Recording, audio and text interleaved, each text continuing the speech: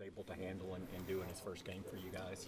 Well, it's probably as much as I've ever seen a guy just added at mid-year. I mean, he played. His role was as the starting receiver at a couple positions. We moved him around even, and handled it great. You can tell he's got the experience the know-how to do that. So I think it was a great start, incorporating him into our offense, and looking forward to building off of it. Can you do more with him in the second time, or you already put everything on him already? Yeah, I think more. Sure. I think the role is really specific. He's starts the game at maybe one of the outside positions. The next play he plays in the slot, or he just has that.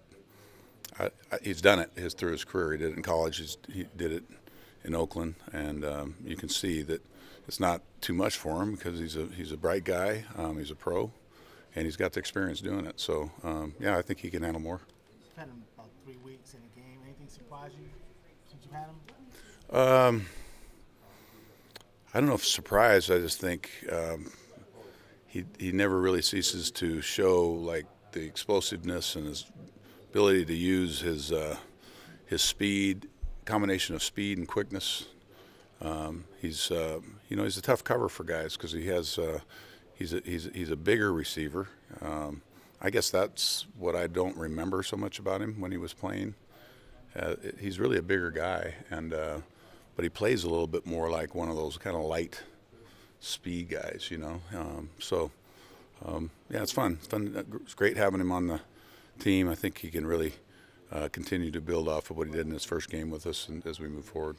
Where do you assess where you are in the run game right now? Is it a little bit more inconsistent than you've been used to in recent years, or is it you're still reaching that level at times but not as much as you'd like? I think more of the last couple of weeks has been not what we want. I think we had at times, especially in the first half, of running the ball, what we wanted to get done there in the game this last week. But it's work in progress. I think we have between kind of having a little bit of a new lineup and things the guys do, finding what we feel is going to be our bread and butter. I think Mark and Hud have done a great job of, as we've talked about it as a staff, of incorporating some of the things more what we would have done in the past, along with still some of the new ads. So I think we're in a kind of a reset mode there as far as our run game. We don't want to get, we want to be able to get our passing game, which I think has trended good the last couple games, in a position where we can create big plays and still have the run game that we can lean on, throughout the game, and especially, with hopefully a lead and when we get in the second half where we can really start going towards that as a primary weapon for us. Those 4-minute drives at the end have always been good for us with the lead. So we got to get the lead and hold the lead and be in those positions to really have the complete game, I think. You said the passing game is trending better, but Dak has become turnover prone. Is he passing? He trying to do too much. Well, he had past game. He had the interception. I don't know. When you make a turnover, obviously something went wrong. I don't know that he's. I think he's had probably a little bit more from the fumble category. He's lost a couple of fumbles. I don't know that he's got I guess a alarming amount of interceptions this year. I think he's still doing those things, but I think he still protects the ball as good as any quarterback I've been around.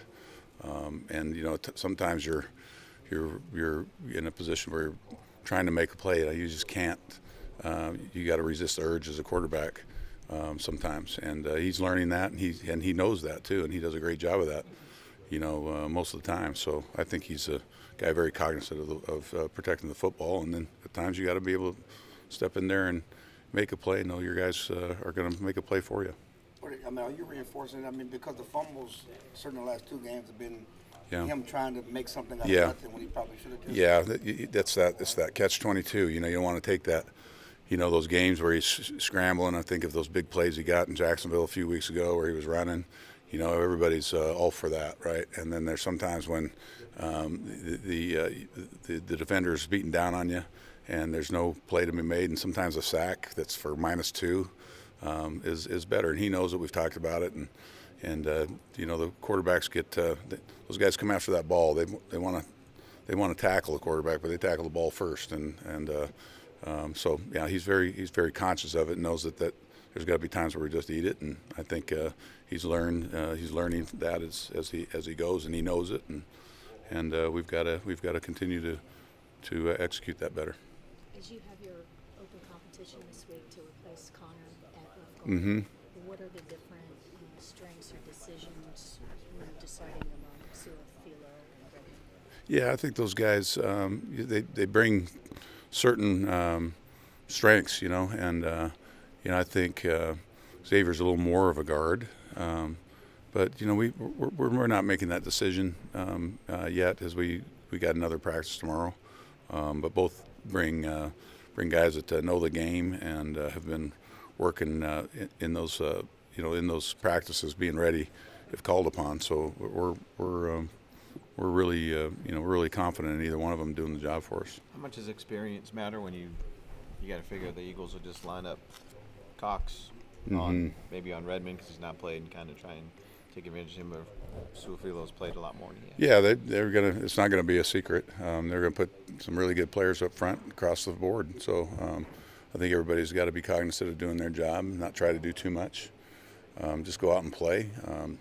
Don't put pressure on yourself to just because you're playing against you know, these top flight players. I think every week most of the defenses in this league are stockpiling really good players in their front, you know, in their front four, especially the 4-3 team. So each and every week's a unique challenge, and we just got to go out and execute and play together as a group, and that'll help alleviate any of the things that come up with the one-on-one matchups. Realizing you've got your own team to worry about, what's your thought on Dez catching on with the Saints? I'm really happy for him. I texted him yesterday. You know, he's still got a lot left. I know it. You know, he's one of the greatest competitors I've been around, and you know, I wish him well. I'm sure he'll do a great job for him. Surprised you took him this long to find a team? I don't know. I think you'd have to ask him what the parameters are. I think sometimes he's looking for the right spot, and it looks like he's got a great spot to be. So I wish him nothing but the best. Scott, Jerry said earlier in the week, the players have to be better, the coaches have to be better, the front office has to be better. Where your job in particular, what's your satisfaction level with play calling this year? Well, it's got to be like anything else. We're talking everything we're about is, you know, ownership and accountability this week, and I fully own that we haven't been good enough offensively. Starts with me, and I think when Jerry's message is obviously you know, very appropriate, that I think everybody's got to look inward, not outward, and say we got to be better at our jobs, and we feel like if that's our approach as individuals, that we'll be better as a team.